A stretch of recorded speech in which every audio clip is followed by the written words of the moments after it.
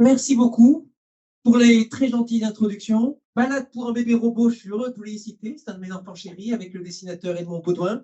C'est de la science-fiction un peu barrée avec beaucoup de questions culturelles derrière. Le titre Balade pour un bébé robot est emprunté à la chanteuse Béatrice Tekielski. Ça nous ramène à assez loin. Je ne sais pas si quelqu'un dans la salle connaît les chansons flamboyantes de Béatrice Tekielski. Sinon, vous lisez ma BD et vous aurez plein d'indications là-dessus. Quant à l'autre qui a été cité, les mathématiques sur la poésie des sciences, c'est aussi une citation, cette fois de l'homme politique et écrivain Léopold Sédar Senghor, et qui montre bien que voilà, lui, homme de lettres littéraire, avait le respect des expressions, de belles expressions pour qualifier le travail opaque et élégant de ses collègues mathématiciens. Mais comme vous avez dit, j'aime bien parler de la mathématique, d'abord parce qu'il y a une unité de démarche et de procédure dans toutes les branches et nuances de mathématiques appliquées, au-delà des différences, et aussi parce qu'il n'y a juste aucune raison de penser que mathématiques est une singularité par rapport à l'histoire, la géographie, la philosophie, la sociologie, l'économie, etc., etc., etc., qui toutes sont au singulier. En fait, si on dit mathématiques au pluriel, c'est pour aucune bonne raison, si ce n'est un archaïsme de la langue hérité du temps où la mathématique se déclinait en 4 arts mathématiques dans la classification de Platon et d'Aristote. Les 4 arts mathématiques qui étaient la géométrie, l'arithmétique, l'astronomie et la musique. Une classification qui paraît assez difficile à tenir maintenant que les arts mathématiques se sont enrichis de nombreuses nouvelles branches et où il n'est pas courant de considérer la musique comme un art mathématique, même si Pythagore est une figure tutélaire dans l'un et l'autre cas par certains côtés. Donc, insistons sur le singulier, et à ce titre, quand on parle d'intelligence artificielle, c'est aussi un sujet dans lequel la mathématique joue un rôle fort. Qu'est-ce que c'est que l'intelligence artificielle? Personne ne sait vraiment. Il n'y a pas de définition qui tienne la route. Quand j'ai commencé, missionné par le gouvernement, à travailler là-dessus avec la vaillante équipe que j'avais assemblée, j'avais en tête, comme n'importe quel mathématicien, que chapitre 1, définition, etc. Et on aurait dit ce que c'était que l'intelligence artificielle. Et puis j'ai déchanté. Au fur et à mesure que les auditions ont commencé, il y a des centaines et centaines d'auditions. Et c'est assez vite venu la constatation qu'il n'y avait pas de bonne définition qu'on pouvait mettre, si ce n'est peut-être que ce sont des algorithmes et procédures automatisées qui effectuent des tâches, je dis bien des tâches, que l'on aurait cru réservées aux humains. Et, même si vous dites ça, c'est pas encore assez, ça ne couvre pas vraiment, il faut rajouter l'élément un peu plus flou que l'intelligence artificielle est forcément quelque chose qui provoque du buzz et de l'attention. À partir du moment où on perd la notion du frémissement de quelque chose qui va peut-être marcher, on ne sait pas, eh ben, on ne l'appelle plus intelligence artificielle. Et c'est comme ça que nombre de tâches auxquelles on s'est habitué, parce qu'on sait qu'elles marchent et on les a essayées. C'est le clic de la traduction automatique sur les réseaux sociaux. C'est la fonction sur Google Maps qui nous permet d'aller de la station du 6e arrondissement à ici. C'est le barre de recherche Google ou Bing ou DuckDuckGo ou ce que vous voulez, dans laquelle on s'est habitué à ce que si on met une requête, on a une solution. Tout ça, incontestablement, si vous regardez avec du recul, ça devrait être appelé intelligence artificielle. Si aujourd'hui on n'y pense pas comme étant de l'intelligence artificielle, c'est uniquement parce que ce sont des outils qui marchent, auxquels on s'est habitué et sur lesquels il n'y a plus le frémissement techno-économico-philosophique qui baigne le sujet de l'intelligence artificielle. Donc une définition floue et mouvante en fonction des époques. Autant dire que ce n'est pas une vraie définition. Bah oui, c'est comme ça, il faut faire avec. Alors, c'est très bien que l'ESCA s'en empare et que vous ayez un certain nombre de rendez-vous, formations, débats là-dessus. Pas du tout moins légitime que d'autres acteurs, au contraire. Pourquoi aussi légitime à l'ESCA qu'ailleurs? Parce que l'IA, c'est un sujet multifacette, insaisissable, et dans lequel les enjeux posés à la société sont minoritairement les questions technologiques. Bien sûr, c'est le développement technologique, les apprentissages profonds de Yann Lequin, que vous citiez tout à l'heure, cher Yann, les réalisations des ingénieurs qui provoquent l'outil, sa mise en œuvre et tout le débat.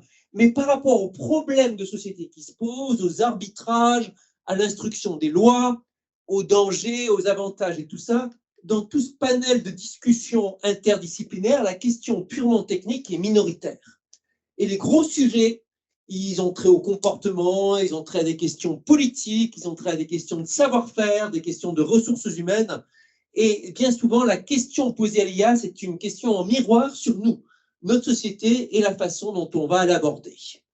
Et donc, je vais insister là-dessus. Ce sera le premier point sur lequel je vais insister. Pourquoi est-ce que c'est important qu'à l'ESCA et dans les endroits où on parle d'économie, de management, de commerce, de gouvernance, tout ce que vous voulez, on s'empare du sujet de l'IA.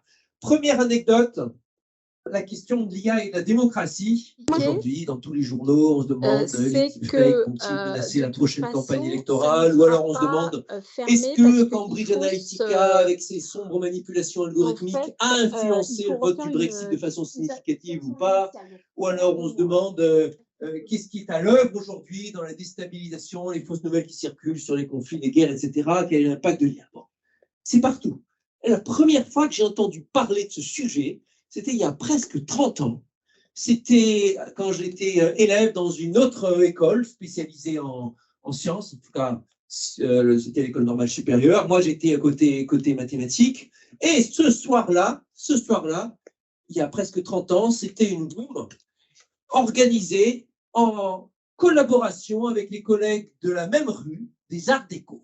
À l'époque, j'étais président du BDE, alias Comité d'organisation des fêtes, donc aux premières loges. Je me souviens très bien de cette rencontre qui avait lieu dans les locaux de la BDTech, où j'étais un peu imbibé, et il y avait des collègues des Arts Déco qui avaient capturé mon portrait sur le mur. J'étais déjà en 3 pièces Lavalière, et qui commencent à m'expliquer, entre autres, de futurs à venir dans lesquels l'amélioration des algorithmes de construction des images allait nous conduire à un grand défi démocratique où il n'y aurait plus de façon de distinguer le vrai du faux. Moi, je connaissais les algorithmes certainement beaucoup mieux qu'eux, mais je ne comprenais juste pas ce qu'ils me disaient. Ils m'exposaient le problème dans lequel on allait venir 30 ans avant, et mieux qu'aucun de mes profs de sciences dans les années qui ont suivi. Ce qui montre bien que c'est un sujet sur lequel les experts ne sont pas forcément, les experts technologiques ou algorithmiques ne sont pas forcément les meilleurs pour vous dresser une belle carte des enjeux, des défis et des vrais problèmes. Deuxième exemple, pour prouver ça, le trio d'individus qui a changé la donne de façon majeure au cours des dernières années, c'était il y a 10 ans, quand dans un concours d'intelligence artificielle, en l'occurrence c'était de la reconnaissance de texte sur un concours normalisé international, est arrivé un jeune que personne ne connaissait parmi les grands experts mondiaux rassemblés là-dessus, qui avait été entraîné, formé auprès de Yann Lequin et de ses collègues, et qui a juste cassé la baraque. Les algorithmes qu'il avait faisaient beaucoup mieux que tous ceux qu'utilisaient toutes les sommités à l'époque en intelligence artificielle. Et pourtant, c'était les mêmes algorithmes que Yann Lequin, déjà que ceux qu'il avait travaillé dans sa thèse dans les années 80. Mais maintenant, ça marchait. Sans qu'il y ait de raisons profondes pour lesquelles ça marchait mieux à cette époque qu'avant, si ce n'est qu'il y avait eu de la ténacité, plus de puissance de calcul, un certain nombre d'astuces supplémentaires et beaucoup de savoir-faire, beaucoup de recettes, sans qu'il y ait vraiment de théorie derrière.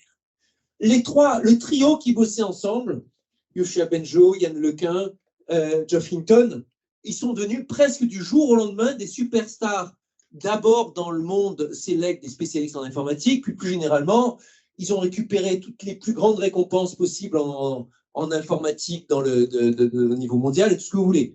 Et donc, c'est a priori les 3 experts les plus respectés, c'était pendant des années les 3 experts les plus respectés du monde en intelligence artificielle.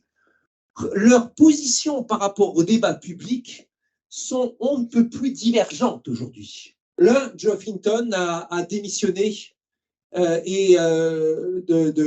son entreprise et ici là donne des interviews où il craint l'apocalypse que va représenter l'intelligence artificielle pour l'humanité et il est tellement honteux, ça lui fait mal d'avoir participé à ça. Un deuxième, Yoshua Benjo, a appelé un moratoire en disant qu'il faudrait faire une pause par rapport aux recherches qui vont trop vite. Et un troisième, Yann Lequin, dit qu'il faut renforcer la recherche, résolument ne pas se faire d'illusions sur les méthodes qui sont en cours, etc., etc. Il donne un plan d'action. Le fait que vous ayez trois experts qui se comprennent très bien sur les techniques, qui aient des avis aussi divergents, différents sur l'attitude qu'il faut avoir face à l'IA, vous montre bien que ce n'est pas forcément les plus experts en la matière qui seront le meilleur conseil par rapport aux enjeux de société. Et puis, troisième exemple, allez, je vais en donner un. Parmi les choses qui ont marché sur le fond, encore mieux que prévu en intelligence artificielle sur les dernières années, depuis l'époque où je travaillais sur le rapport à intelligence artificielle, il y a l'IA appliquée à la médecine. IA et santé, certainement, c'est l'application, l'interface dans laquelle les choses fonctionnent le mieux. En termes de diagnostic, sur un certain nombre de sujets bien balisés, l'IA fait mieux que les meilleurs humains. Détection de cancer du sein est un exemple, mais vous avez d'autres exemples, soit sur des images médicales bien normalisées, soit sur un tableau clinique. Alors, attention, là, cette combinaison de symptômes, ça peut être ça.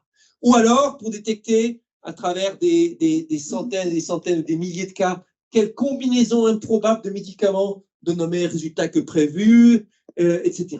Parmi les raisons pour lesquelles l'IA marche bien avec la santé, il y a le fait que la santé, c'est un domaine à l'interface entre les sciences et le savoir-faire, la cuisine, diraient certains, avec plein de paramètres qui sont peu identifiés. Le fait que l'IA se débrouille bien quand vous avez tout un ensemble de paramètres que le savoir humain n'a pas réussi à domestiquer, à caler, et beaucoup qui se fait sur la reconnaissance, l'expérience. Maintenant, l'une des recommandations majeures du rapport sur le domaine de la santé, c'était la mise en place des instituts interdisciplinaires d'intelligence artificielle, Institut 3IA. Ils ont été mis en place, ça a été plutôt bien fait. Ils ont tenu il n'y a pas longtemps un premier colloque commun à ces instituts sur le domaine de l'imagerie médicale. Très beau colloque qui se tenait à l'Institut Curie et dans lequel il y avait une réunion de chercheurs, d'entreprises qui parlaient des derniers progrès, y compris des choses récentes comme intelligence artificielle et chirurgie. Et il y avait, on voyait vraiment que du point de vue scientifique, il y avait des progrès considérables. Et de ce point de vue-là, sur IA et santé, il y en a des équipes françaises qui sont tout à fait au meilleur niveau mondial. Maintenant, une autre des recommandations majeures sur IA et santé, c'était la mise en place d'une plateforme nationale de données de santé, PNDS, tout le monde l'appelle le Health Data Hub, et pour le coup, 5 ans après, la plateforme n'est toujours pas opérationnelle.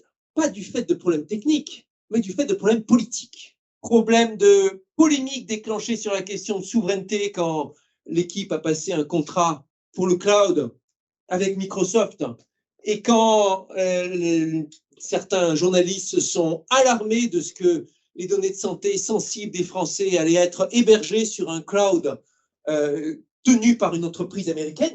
Le Data Hub a répondu, mais aucune entreprise européenne n'est à niveau aujourd'hui pour fournir des produits intégrés avec tous les outils pour qu'on puisse opérer ça.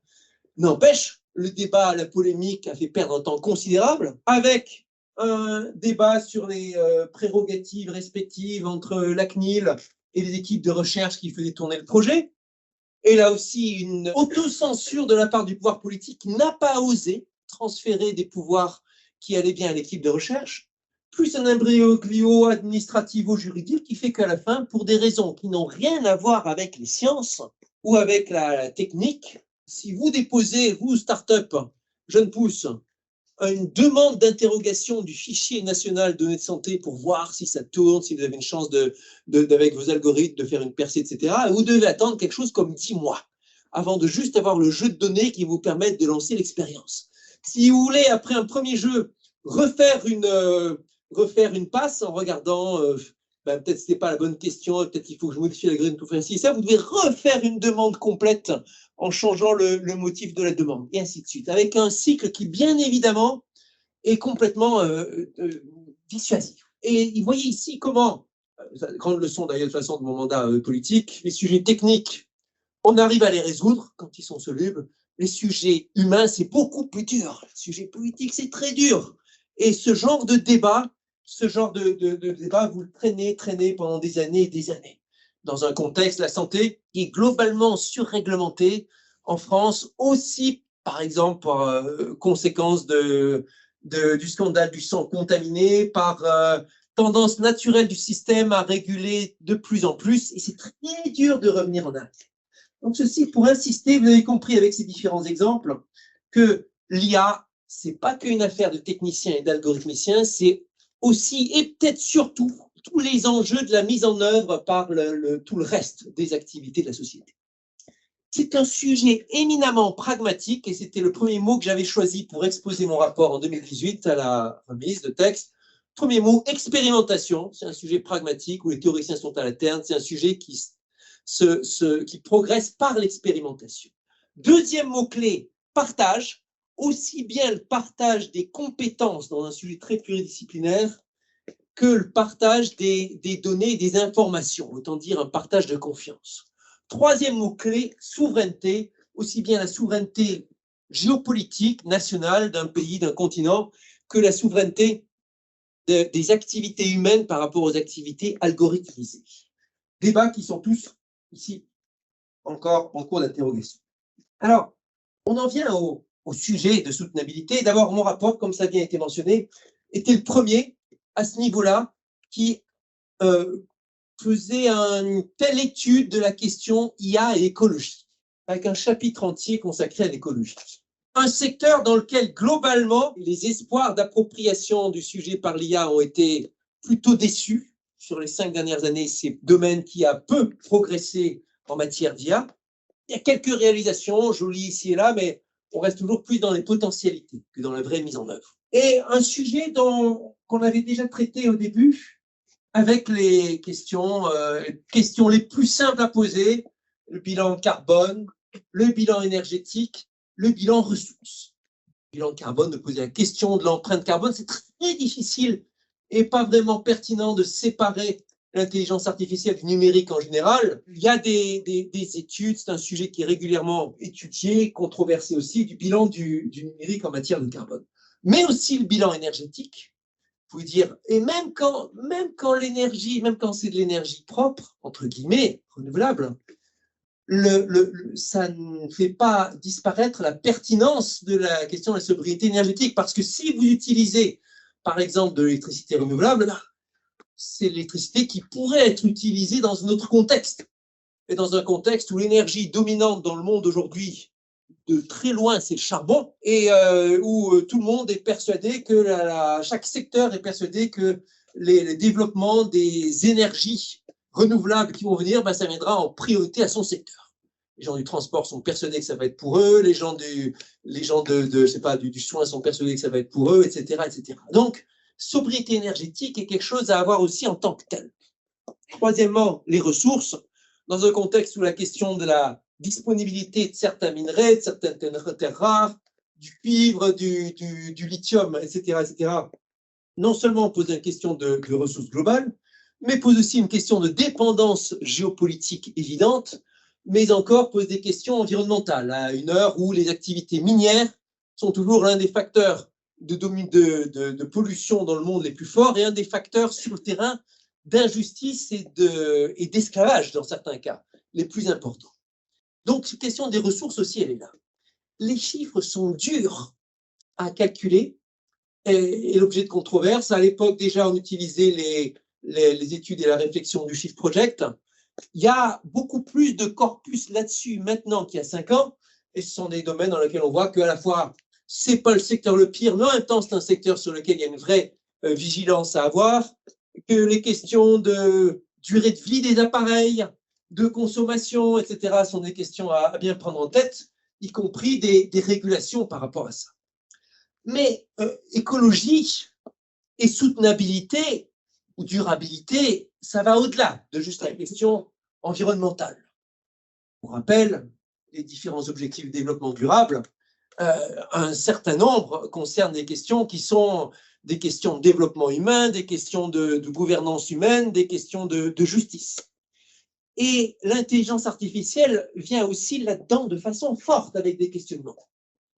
Premièrement, la tendance de l'IA à aller vers la concentration et l'augmentation des inégalités.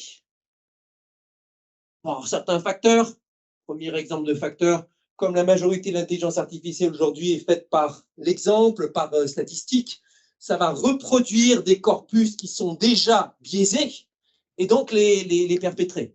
C'est un exemple de logiciel d'intelligence artificielle utilisé par l'administration pénitentiaire américaine dont on a pu démontrer qu'il était raciste, donnant un dossier comparable 2 fois plus de chances à un prisonnier blanc d'être libéré qu'à un prisonnier noir, parce que c'était la jurisprudence telle qu'elle était, pas parce que les programmeurs étaient racistes, mais parce que la jurisprudence sur laquelle ça s'appuyait l'était.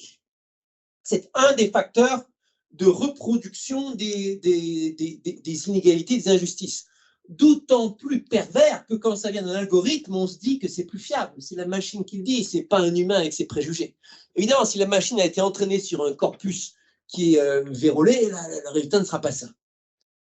Deuxième chose, comme l'IA aujourd'hui s'est plutôt développée de façon assez bourrine, excusez l'expression, à grands coups de calcul, grands coups de débauche d'ingénieurs et grands coups de gigantesques bases de données, ben, ça va au plus fort le développement d'habitude. Et c'est comme ça qu'aujourd'hui, les plus grands projets de développement des techniques les plus en vue, comme les grands modèles de langage, les LLM comme on dit, Large Language Models, ben, ils sont développés par un acteur énorme. Alors OpenAI, le partenariat très fort avec Microsoft. Vous avez tous les opérateurs qui sont là, qui sont en train de se dire il faut que je concurrence avec mon grand modèle, mes grandes données, etc., etc.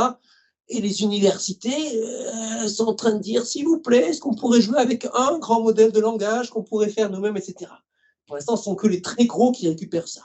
Les très gros qui, à coût de dollars, achètent les meilleurs cerveaux et qui ont en plus, par leurs activités commerciales, souvent des bases de données gigantesques, venant des réseaux sociaux, venant des utilisateurs, tout ce que vous voulez. Donc la force va au fort. Vous me direz que c'est une loi générale de la vie, mais ici, en matière d'intelligence artificielle, c'est très notable.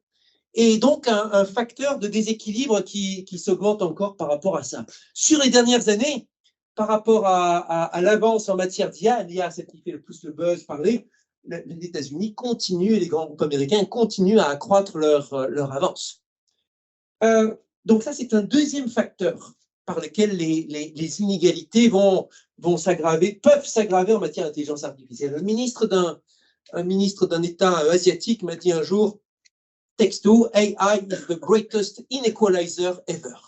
Pas besoin de vous faire la traduction.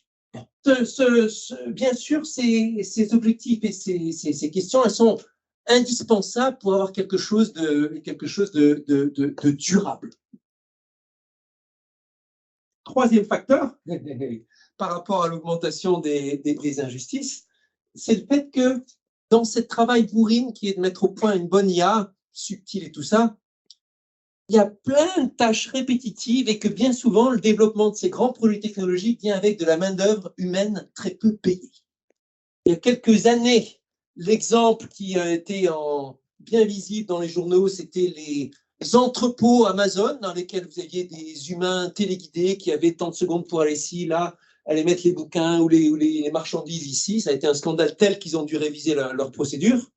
Aujourd'hui, ce sont les travailleurs kényans qui ont passé des milliers d'heures à optimiser dans une version préliminaire l'algorithme de OpenAI, payer $2 de l'heure à faire des tâches répétitives ou mettant en état de stress ou de burn-out, participant donc à ce que quand on utilise ChatGPT, c'est impressionnant, c'est intéressant, c'est passionnant, mais il faut garder en tête qu'il y a une part d'esclavagisme derrière, dans une démarche qui est aussi parfaitement coloniale dans l'esprit.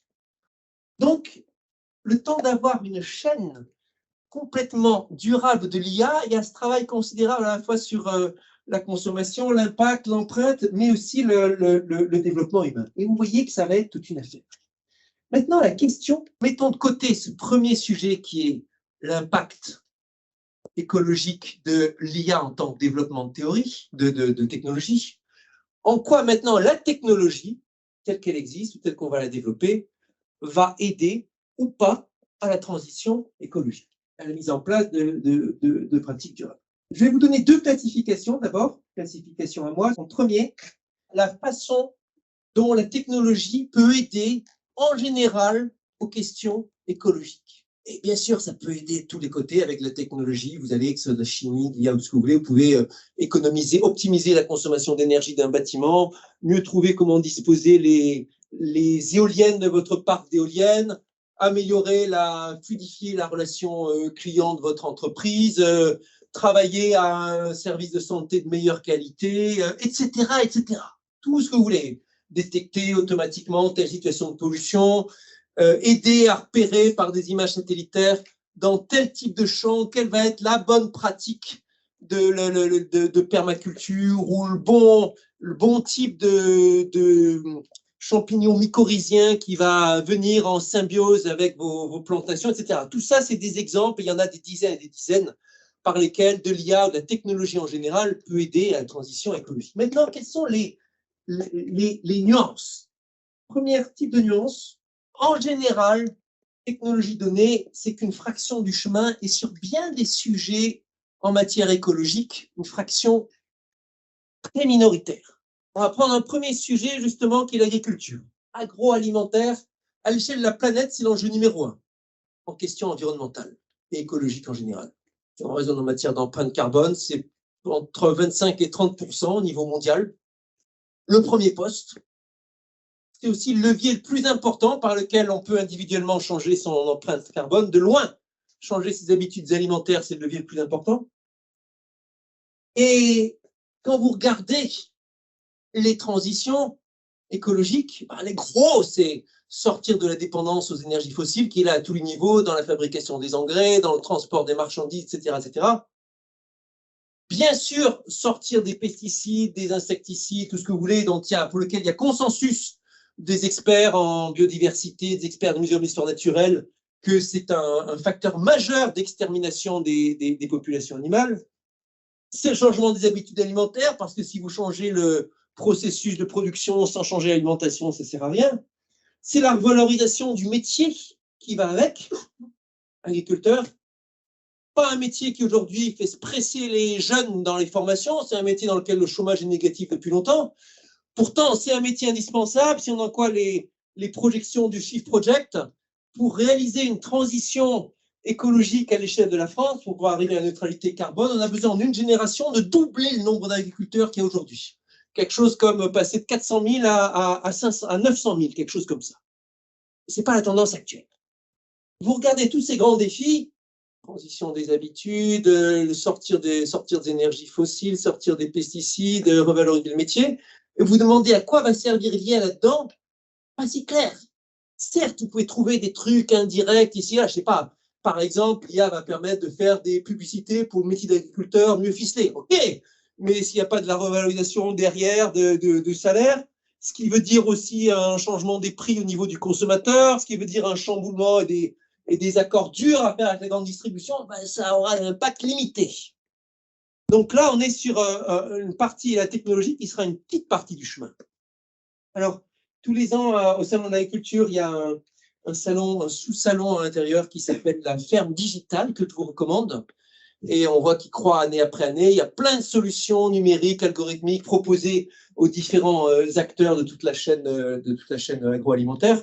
Et vous voyez, ce sont des applications intéressantes. Et il peut même vous dire combien ça fait gagner en moyenne aux agriculteurs. Ça se représente quelques centaines d'euros mensuels pour le revenu de l'agriculteur quand ça marche bien. Ça représente une économie d'une centaine d'heures par an. C'est ce que m'a dit le patron de ce salon. Une centaine d'heures par an pour un agriculteur, c'est pas non plus négligé dans un contexte où le surtravail est un enjeu majeur, mais vous voyez bien que ça ne va pas non plus révolutionner les métiers. Ce sera une contribution intéressante, mais ça ne va pas révolutionner. Donc, le premier bémol, c'est avoir en tête que ce n'est pas forcément la haute technologie qui va faire le gros du chemin. Deuxième bémol, la technologie sert les deux camps, les méchants et les gentils. Et en matière de transition écologique, il y a plein de méchants. Il ne faut surtout pas croire quand les gens vous disent bien sûr, tout le monde veut le faire, on va le réussir et tout ça. Il y a plein de gens dont c'est le métier de le contrer. Et c'est même un sujet universitaire. Je vous renvoie à Naomi Oreskes, la grande spécialiste de ces sujets, prof à Harvard, dont les ouvrages comme les marchands de doute ont été une petite révolution dans le domaine de l'écologie. Analysant dans le grand détail, à partir de centaines de milliers de documents, le travail qui a été fait pendant des décennies, soit par des grands groupes, soit par des scientifiques, etc., par des entreprises, pour retarder, bloquer la réforme publique, pour maintenir certains bénéfices particuliers dans l'industrie du tabac, ou contre ou pour l'industrie chimique, à l'époque, il y avait les grands débats sur les pluies acides, ou pour l'armement, ou aujourd'hui pour les énergies fossiles. Et le combat est complètement inégal. Alors vous allez dire, ouais, mais ça sert aussi le camp du bien, entre guillemets, certes, mais on estime que ce camp de lobbying au service d'intérêts, enfin, qui vise à contrer la réforme, il se compte en milliards de dollars annuels à l'échelle mondiale, là où le budget du GIEC, c'est 5 ou 6 millions par an. Et c'est presque normal, on va dire. D'un côté, vous avez quelqu'un qui défend l'intérêt public. Traditionnellement, il n'y a pas beaucoup de capitaux là-dedans. De l'autre côté, des intérêts financiers déjà en place, ultra puissants, car représentant des modèles économiques qui ont été extrêmement efficaces, qui évidemment ne vont pas se laisser faire. Donc, hein, là, il n'y a pas... Vous voyez, si vous êtes un petit village à côté d'une énorme peuple plutôt hostile, et si quelqu'un invente une nouvelle arme redoutable et dit qu'on va les donner aux deux camps, ben, vous faites du souci si vous êtes en situation de faiblesse. Troisième bémol, tous les effets indésirables qui vont venir avec la technologie, et certaines fois ce sont des effets rebonds, certaines fois ce sont le fait que une fois que la technologie fait ceci, vous allez utiliser telle chose pour contrer les effets de l'implication, etc., etc. Exemple en matière d'IA, ben, je vais plutôt le grouper avec le point d'après, technologie et comportement. Transition écologique, c'est à la fois des technologies et des comportements. Dans certains cas où on arrive à quantifier les deux à la fois, on voit que c'est le même ordre de grandeur. Et l'excellente étude de RTE sur les futurs du mix énergétique. L'impact d'une action sur la sobriété, l'impact d'un progrès technologique, c'est le même ordre de grandeur, peut-être un facteur 2 en faveur de l'un ou en facteur de l'autre, mais c'est le même ordre de grandeur. Mais en pratique, on sait que c'est beaucoup plus difficile de changer les comportements que d'adopter une nouvelle technologie. La technologie, elle se répand, vous l'adoptez, on prend une nouvelle génération de smartphones, vous dites c'est quoi? Changer le comportement, c'est très dur. Et les politiques font tout ce qu'ils peuvent pour éviter de parler de changement de comportement. Ça irrite les gens, ça les horripile, même si c'est des trucs complètement bénins. Par exemple, tout le monde sait, si quand on s'est penché sur la question de l'empreinte carbone, que des mesures urgentes, simples et faciles, c'est la limitation de vitesse à 110 km/h sur les autoroutes, à 80 km/h sur les routes plus petites. Et quand un Premier ministre s'y est essayé il n'y a pas longtemps, ça a été un tollé, un truc terrible, un scandale. Juste un petit changement de comportement dont on peut montrer que l'impact en matière de sûreté est significatif et l'impact en matière de confort est négligeable. Et le ralentissement des distances est juste... le rallongement des temps de parcours est minime. Mais vous voyez comme c'est dur. Ça touche au comportement et aux habitudes. La réaction est épidermique. Et par la contraposée, on va dire, si dans le débat public, c'est tellement plus dur de changer les comportements que la technologie, c'est le boulot du politique ou de la réflexion publique de se concentrer sur la partie la plus dure et de se demander c'est quoi la bonne façon pour les comportements. Autre exemple pour les comportements qui vient avec l'effet rebond. Ça a été montré dans un certain nombre de cas, faites la rénovation thermique.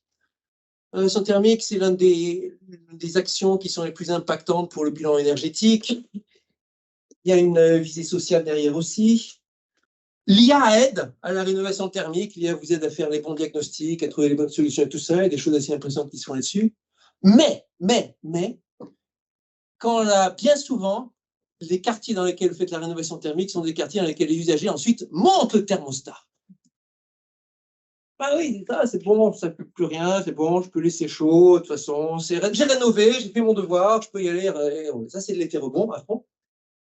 C'est juste une question de comportement, hein. On n'a pas besoin de chauffer les bâtiments autant qu'on le fait. C'est extrêmement subjectif, la notion de chaud et de froid, et les gens sont extrêmement sensibles à ça. Et statistiquement, cet effet rebond comportemental, sur un peu tous les domaines transversal, il y a une thèse qui a été soutenue il n'y a pas longtemps là-dessus, ça vous mange la moitié de votre effet. Alors imaginez, vous calculez vos trucs, tous les investissements, l'argent que vous mettez pour contenir l'empreinte carbone, ceci, et la moitié de votre effet est bouffé par les rebonds. Et donc c'est majeur de travailler aussi là-dessus. Dernière nuance majeure en IA, on va appeler ça le techno-blanchiment. Techno-blanchiment, c'est quand vous ne voulez pas assumer sur un sujet le fait qu'il y a un fort coût politique, que ce soit pour une entreprise ou en interne ou pour un pays, de lancer telle action, et à la place, vous détournez l'attention sur la haute technologie. L'algorithme va nous sauver, l'IA va faire ceci ou cela, détournant l'attention et le focus médiatique du vrai sujet. Ravageur! Ça attire l'attention médiatique, ça attire les capitaux, etc. Et vous vous retrouvez, hop, à mettre tout le paquet sur un truc qui est un sujet mineur. Vous connaissez la blague du fou qui va chercher ses clés sous le lampadaire, même s'il les a perdues dans la rue. Pourquoi tu fais ça? Et ben là, au moins, il y a de la lumière. Je le vois. C'est bien qu'il n'y arrivera pas, mais ça a la lumière. Bon.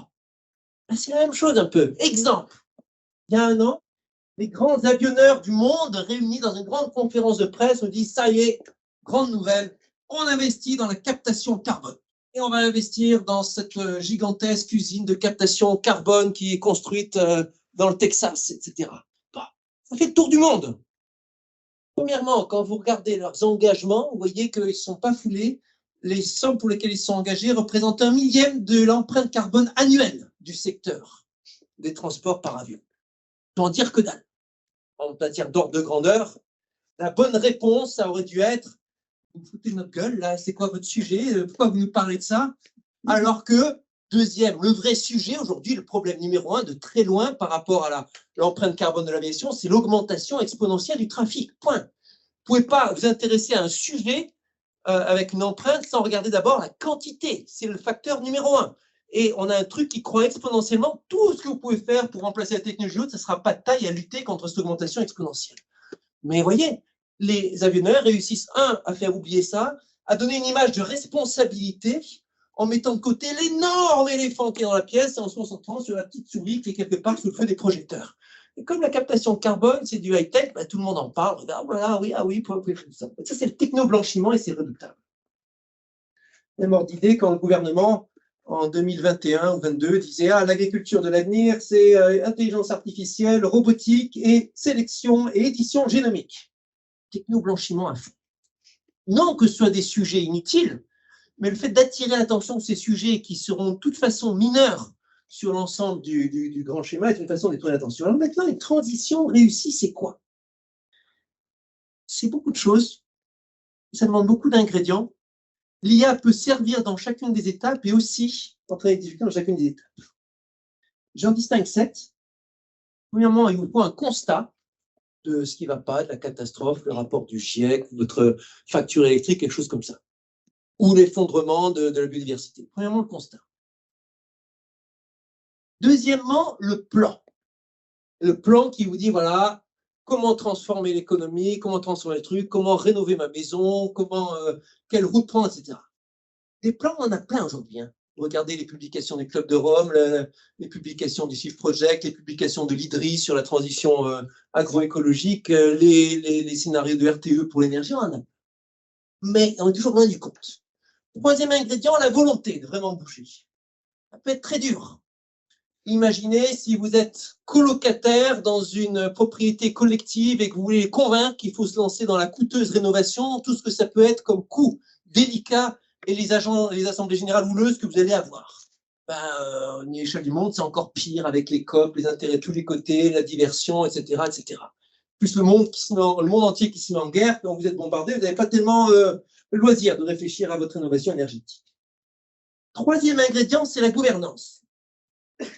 Une fois que vous avez décidé, il faut encore réussir à mettre en œuvre le truc.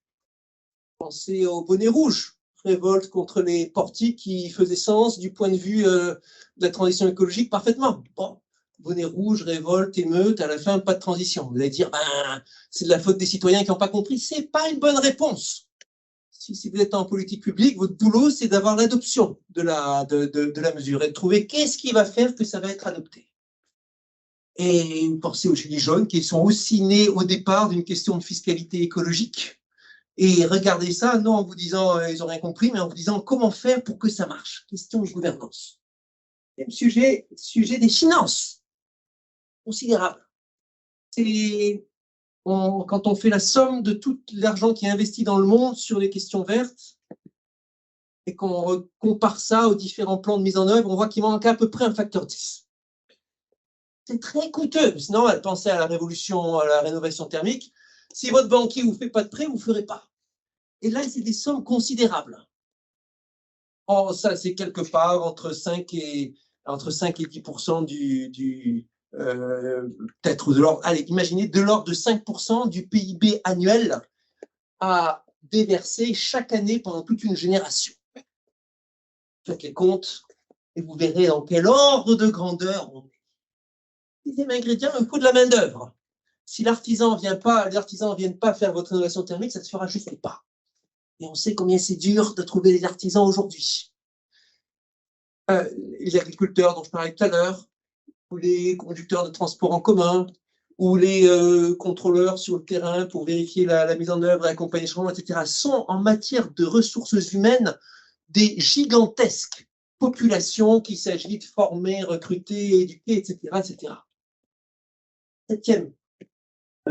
Septième point, c'est le comportement. Ça revient au fameux effet rebond dont je parlais tout à l'heure. Même une fois que vous mettez tout en œuvre, il faut dans la durée le garantir. Et ça tient de la perception commune, de la morale, des grandes décisions de société, encore plus que des sujets techniques et légaux. Ça fait beaucoup d'ingrédients. Et on a des exemples, vous avez tous les exemples que vous voulez, de transition durable / écologique qui ont planté parce que l'une de cette étape n'était pas là. Évidemment, en contraposé, quand on a réalisé à quel point c'est difficile, on dit qu'on a besoin de tous les atouts de notre côté. Et donc, ce serait une faute majeure de dédaigner l'intelligence artificielle pour diverses raisons, dans ces projets, etc. L'intelligence artificielle, elle ne va pas tout faire, mais on sait qu'elle est extrêmement forte pour parler, pour faire des discours plausibles, extrêmement forte pour faire des diagnostics, extrêmement forte pour faire des présentations. Peut servir à convaincre des décideurs, le contexte où la conviction est tellement importante, peut servir à améliorer des présentations de résultats, peut servir à participer au débat public, le fait déjà, et c'est notre boulot, c'est votre boulot de faire en sorte que ça le fasse dans la bonne direction.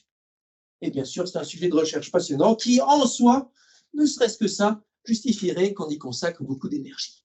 Merci, chers amis, et un petit temps de débat, s'il vous plaît. Très ravi d'être là, et c'est Paris, je suis professeur d'investissement de formation dans l'école de management de Normandie. Merci d'un peu l'invitation. J'aime bien les sujets que vous avez touchés sur la souveraineté européenne, et du coup, si on regarde la position de l'Europe sur le niveau d'investissement, on est bien en arrière des États-Unis et Chine. Et du coup, la question qui se pose, comment changer la position? Est-ce que vous avez des... Bonsoir, Mathieu Gosselin. Petite question qui n'est peut-être pas facile. Vous avez évoqué finalement la hiérarchisation de l'utilité sociale des émissions, un sujet clé dans la transition et le sujet lié à la cross-durabilité. Comment on fait pour essayer de hiérarchiser ça? Merci pour votre intervention. Moi, j'aurais une petite question, c'est du coup au niveau de nos données. Aujourd'hui, je suis étudiant en école de commerce, je suis aussi membre de Cryptosphère, j'utilise énormément ChatGPT et je me dis où vont toutes ces données-là. Merci pour tout. Merci d'avoir mentionné le numérique responsable derrière l'IA, parce que c'est quand même un sujet clé. Merci pour ça. Moi, il y a un sujet que j'aurais aimé aborder, c'est celui des neurosciences, puisqu'on parle des biais cognitifs, le facteur humain, les émotions, la peur, le déni, la volonté d'agir, tout ça. Je suis sûre que vous avez plein de belles choses à raconter là-dessus. Bonjour Monsieur Mimani, bonjour Monsieur le député honoraire. Tout d'abord, merci pour votre temps. J'avais une question, je vous ai entendu, j'ai été tout d'abord marqué par votre présence et le fait que les personnes qui ont le plus impacté l'IA actuellement le définissent même tel que nous, Oppenheimer, a défini l'arme nucléaire, une arme qui serait capable de changer notre manière de penser aujourd'hui. Et du coup, la question que j'aimerais vous poser, c'est quand la mise en place de règles européennes et de traités internationaux tels qu'il y a eu pour un traité de non-prolifération sur l'arme nucléaire, et est-ce que nous attendons un accident pour tel on a pu voir avec Cambodge Analytica pour mettre en place des règles? La question, c'est que Où êtes-vous Là, ok. il y a quelques mois de ça, ou un an, on entendait parler du métavers. Et ça a fait plus ou moins pchit. qu'est-ce qui peut nous dire que le prochain chip ne sera pas l'intelligence artificielle? Bonjour, bonsoir monsieur. Une question, est-ce que l'IA va disrupter la cybersécurité? Et est-ce que la solution, c'est encore plus d'IA ou est-ce que c'est au contraire du real asset, enfin, des choses physiques?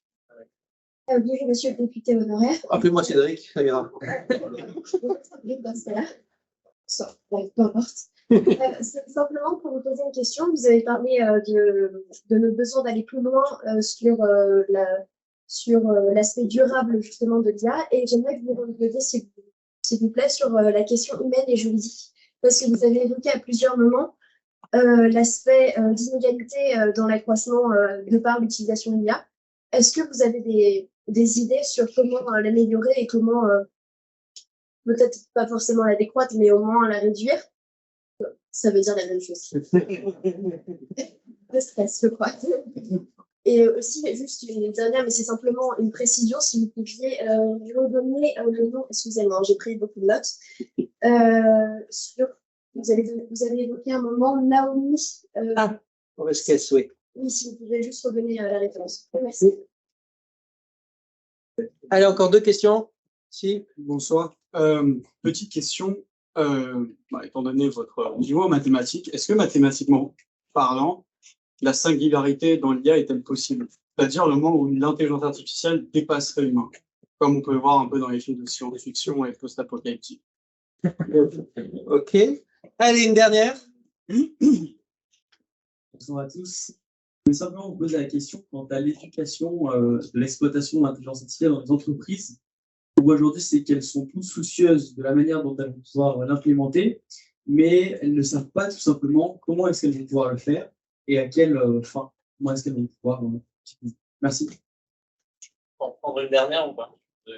Il y en avait une autre. Alors, on va jusqu'à la douzaine parce que j'en ai vu une qui s'est levée ici aussi. Merci beaucoup et merci pour votre présentation. On a parlé de sources d'énergie. Ouais. Il y a des sources d'énergie qui sont assez prometteuses et sur lesquelles on avance assez lentement, notamment la fusion nucléaire. Je pense que l'IA pourrait peut-être permettre des avancées sur ce point. Et ça fait mon lien, ma question, avec j'ai l'impression qu'il y a un gros focus sur comment réduire nos émissions plutôt que sur comment produire une énergie plus verte. Et j'ai l'impression que les comportements ont du mal à changer parce que justement, on nous demande de réduire, de partir de notre confort. Pour reprendre l'exemple de la limitation de vitesse, on nous demande de régresser, de passer de 90 km/h à 80. Je ne pense pas que ce soit une question d'écologie ou qu'on n'ait pas envie de moins consommer. Je pense que c'est simplement l'humain peut-être qui a envie, qui voit mal la régression, si je veux dire. Donc voilà. Est-ce que c'est envisagé de se concentrer sur comment produire mieux plutôt que consommer moins? En fait, moi, j'ai l'impression que votre propos est très influencé par tout ce qui est philosophie de la technique. Est-ce que Bernard Stiegler est quelqu'un qui a influencé vos propos ce soir? Ok, allez, je vais y aller, essayer de ne pas être trop bavard, qui est un de mes défauts naturels, ou acquis peut-être, mais en tout cas donner des pistes sur tout ça. Premièrement, bien sûr, c'est une stratégie qui doit se décliner de façon européenne. C'était explicite dans la feuille de route. La mission telle qu'elle m'avait été confiée par l'Élysée et Matignon, c'était une stratégie nationale et européenne. Et il y avait un certain nombre de déplacements en Europe ou au voisinage de l'Europe. Et il y avait, et à un moment, il y a eu même un moment dans la suite du rapport où j'allais chaque mois en Allemagne dans un forum ou un colloque ou un événement de gouvernance là-dessus. L'Europe s'en est pas vraiment emparée. Mais incontestablement, il y a eu des progrès à la fois sur le fond technique et sur la volonté de s'en emparer dans toute l'administration européenne, au sein de la Commission européenne, au sein du Parlement européen. On voit qu'on a des acteurs politiques qui sont beaucoup plus intéressés au sujet qu'ils n'étaient avant. Les recommandations majeures du rapport n'avaient pas été, pour l'instant, sont pas concrétisées, en particulier la mise en place de grands réseaux de recherche, d'échanges d'enseignants, d'étudiants, de choses comme ça. pour l'instant, le point le plus notable sur lequel l'Europe a avancé, comme d'habitude, c'est la réglementation, avec les DSA, DMA, AI Act, qui c'est quoi, qui sont importants. Et pour l'instant, le gros du pouvoir d'influence de l'Europe à l'international, c'est sur la réglementation et des règles qui ont une action forte parce que ça vit sur un marché gigantesque. Mais évidemment, ce ne peut pas être que ça. Et il y a un impact énorme aussi à avancer au niveau européen sur le dossier des compétences, qui est le vrai gros sujet, compétences, ressources humaines. Dans un contexte où la diversité européenne sera un atout, on sait par exemple l'appétence extraordinaire de l'ex-Europe de l'Est pour les questions informatiques et algorithmiques. Il suffit de regarder les palmarès des Olympiades d'informatique avec énorme représentation de l'Asie et énorme représentation des pays de l'ancien bloc communiste de l'Est. Énorme, gigantesque. Pour l'instant, les éléments, les programmeurs, les ingénieurs et tout ça d'ex-Europe de l'Est sont plus attirés par les États-Unis que par l'Europe en général. Ça fait partie des paramètres de la fuite des cerveaux. Et changer la position européenne là-dessus, il ne manque peut-être pas grand-chose. L'Europe a réussi aussi à se doter il n'y a pas longtemps d'une politique de transition écologique qui n'est pas parfaite, mais qui est de loin ce qu'il y a de plus ambitieux à travers le monde en matière continentale, le fameux Green Deal.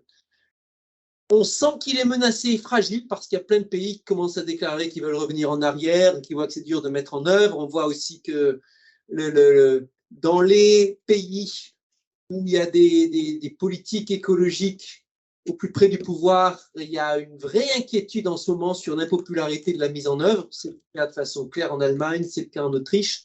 Ce qui pose des questions sur la solidité de cette stratégie verte, mais ça nous montre que l'Europe est capable des fois de se doter de grandes entreprises. Il faut l'encourager là-dedans.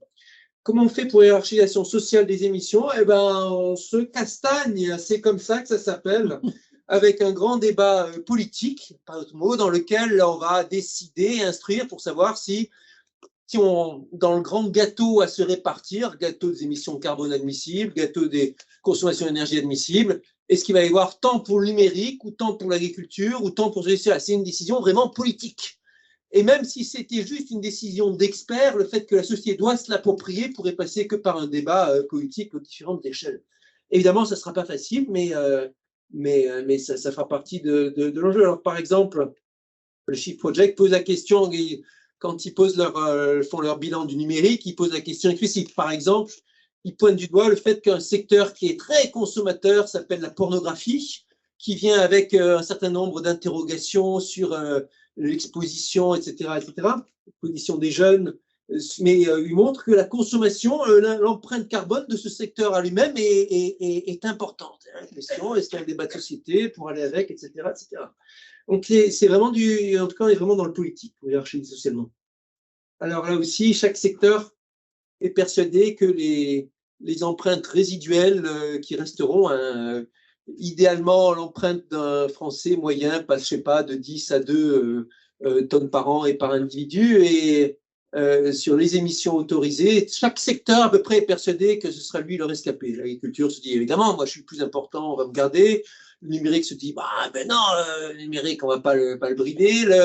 Le bâtiment se dit, c'est obligé de construire des bâtiments. Et beaucoup de ces secteurs croient que c'est eux qui vont avoir droit à la compensation par la captation de carbone ou par telle ou telle source qui sont parties chimériques.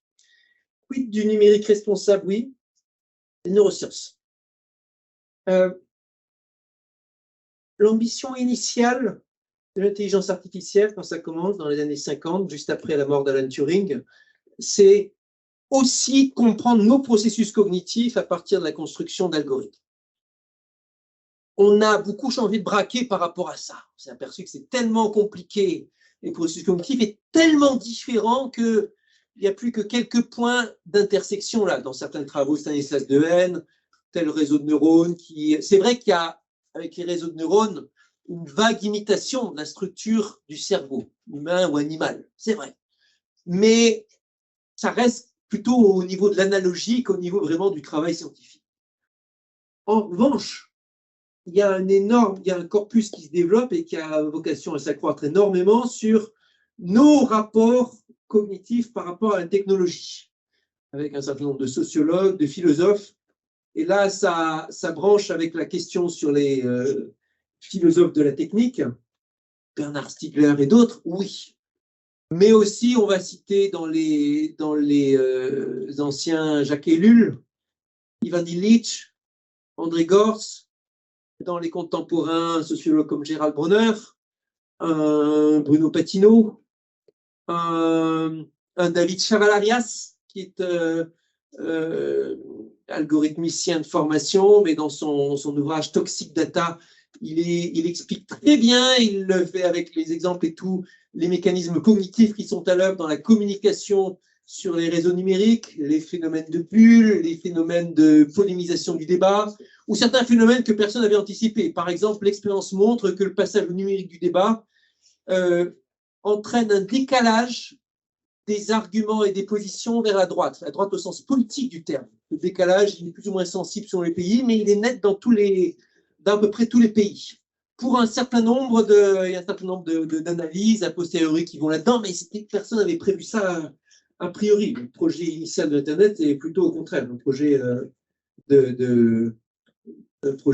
plutôt anarchiste dans l'âme.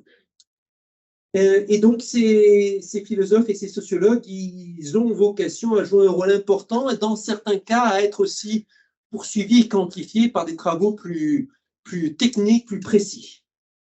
Sur la question du... Ah oui, notre sujet dont je n'ai pas parlé, sur le numérique, il y a un énorme sujet qui est l'inégalité homme-femme là-dedans, avec une implication des femmes, une sous-implication des femmes qui est majeure, marquante, pire que ce que c'était avant. Hein. Statistiquement, il y avait plus de programmeuses dans les années 80 qu'il y en a aujourd'hui, et qui spontanément a tendance à s'aggraver parce qu'on est dans une époque d'aggravation des clichés, dans une époque de la consommation et une époque de la publicité. Les images, les clichés sont démultipliés par ces publicités omniprésentes. C'est les moteurs de recherche, etc. Ça a été analysé sur le sujet particulier des femmes. Une universitaire comme Isabelle Collet a beaucoup travaillé sur leur surprésentation dans la tech, les causes, les conséquences, les expériences qui ne marchent pas, les remèdes qui marchent, etc. Donc c'est un sujet majeur aussi. Le premier obstacle, c'est de vraiment vouloir changer quelque chose. L'expérience montre qu'une école qui veut prendre ce sujet à bras-le-corps arrive à le faire. Et cette première étape, c'est souvent l'étape dominante. Sur les neurosciences, je ne sais plus s'il est cité Serge Tisseron aussi.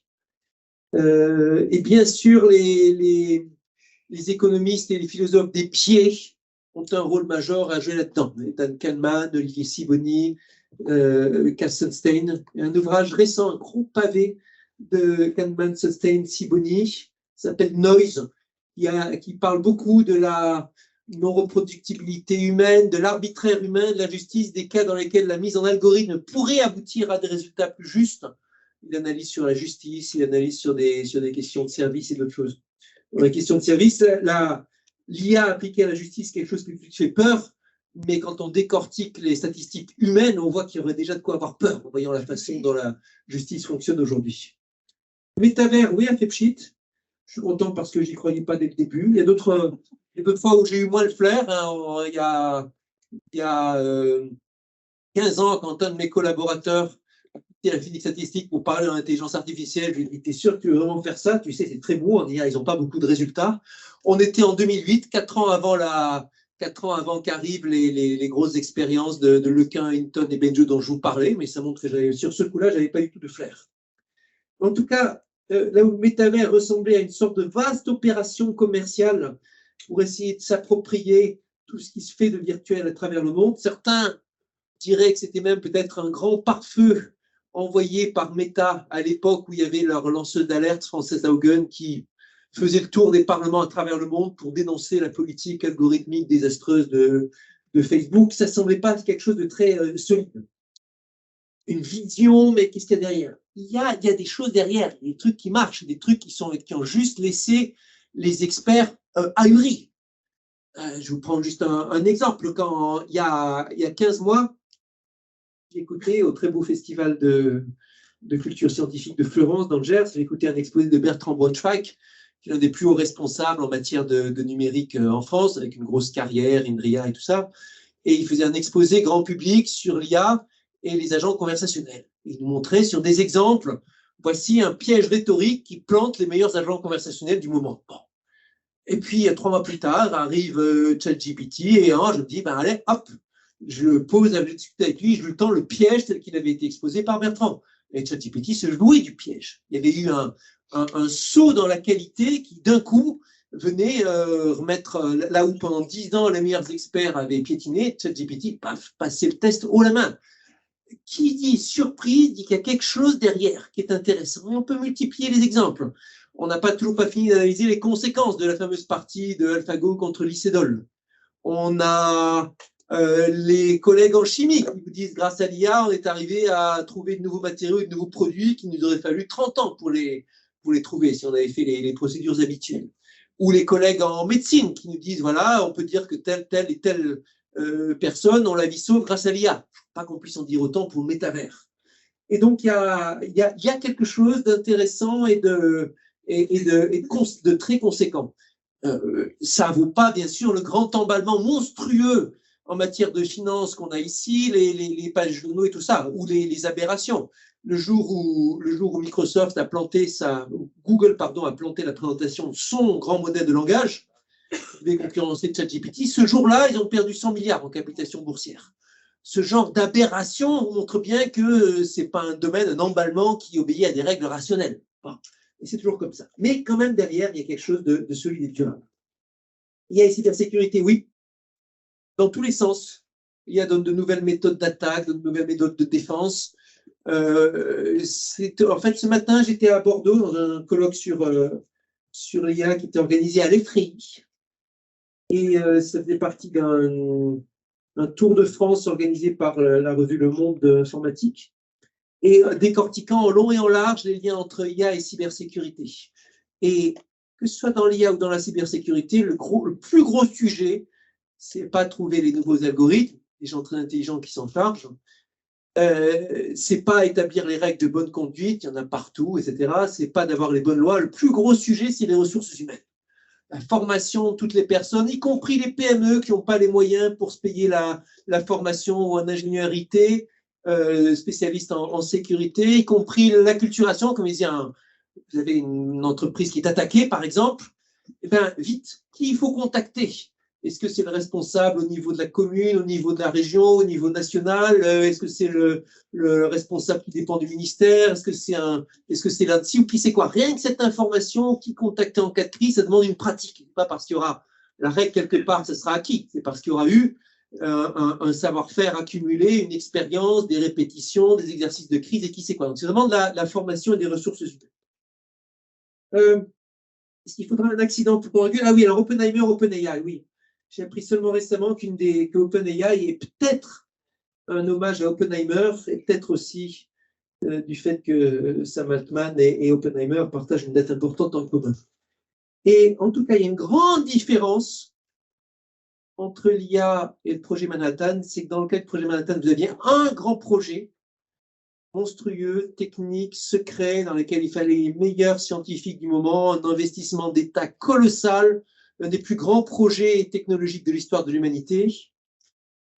Et si les quelques scientifiques, des scientifiques clés, M. Oppenheimer avait dit on ne le fait pas, on arrête, le projet n'aurait pas marché. Tandis qu'avec l'IA, vous avez quelque chose de très diffus, global, et même si vous dites on ne le fait pas, quelqu'un d'autre le fera à votre place. Il n'y a pas de grande révolution à faire. Les outils principaux sont sur la table, sont publiés dans articles de recherche. Il n'y a pas un Einstein ou un Shannon qui va trouver les règles principales. Il s'agit surtout d'avoir des capitaux, de l'expérimentation des ingénieurs. Et donc, ça se fera forcément. Est-ce qu'il faudra un accident pour réguler? Il faut toujours un accident pour une prise de conscience. Pour le règlement général de protection des données, j'en suis convaincu, il n'existerait pas aujourd'hui au niveau européen s'il n'y avait pas eu un accident majeur qui s'appelle Snowden. Snowden révèle que la NSA, le FBI font de la surveillance monstrueuse, genre espionnent des millions de citoyens sans mandat, sans aucune justification, juste parce qu'ils sont des suspects potentiels ou pour le plaisir d'espionner tout le monde et d'avoir les fichiers les plus énormes sur tout le monde.